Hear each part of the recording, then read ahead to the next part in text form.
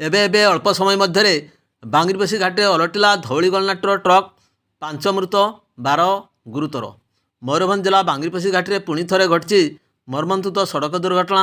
भारसाम्य हराई घाटी में ओलटिला जात्रापाटी ट्रक।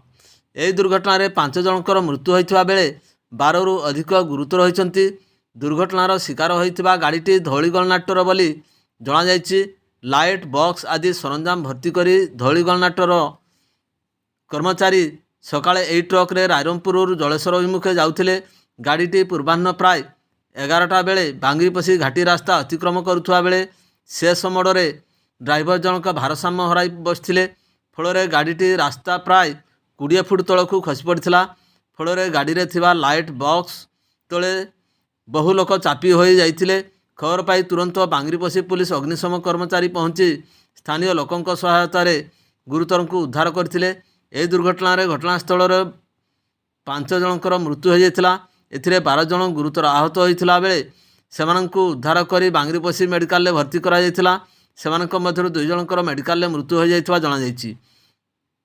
गुरुतर अन्य मानकु बारिपदा स्थित पीआर मेडिकल को एवं कॉलेज को स्थानांतरित करा जायतिबा जणा जायछि। एथिसह लाइट एवं जात्रापाटी बॉक्स आदि तले किए चापी हो रही जाइथिबो बोली भाबी उद्धार कार्य को त्वरान्वित करा जायछि। एही समय 49 नंबर जातीय राजपथर गाड़ी चलाचल को बंद कर दिया जायछि। मयूरभंज जिलार बांगिरपशी दे जाइथिबा 49 नंबर जातीय राजपथर दुआरशुणी घाटी को मयूरभंज जिलार लाइफ लाइन कहा जाउथवा बेले एबे घाटी मरणाजंता पलटिछि। बांगिरपशी घाटी में 9 किलोमीटर रास्ता शिमिलपाल जैवमंडल अधीन आसुथिबारु यार संप्रसारण कार्य वर्ष वर्ष धरी अटकी रही। फल यही घाटी में बारंबार दुर्घटना घटी बहु धनजीवन नष्ट हो सारा। यही घाटी रास्ता 2 वर्ष मध्य घटिया प्राय 160 रु ऊर्ध्व दुर्घटना घटिया बेले प्राय 40 जन अकाल आखि बुझी सारे। एथिसह यही दुर्घटना 200 रु ऊर्ध्व जन गुरुतर हो पंगु हो जाइछन्ति।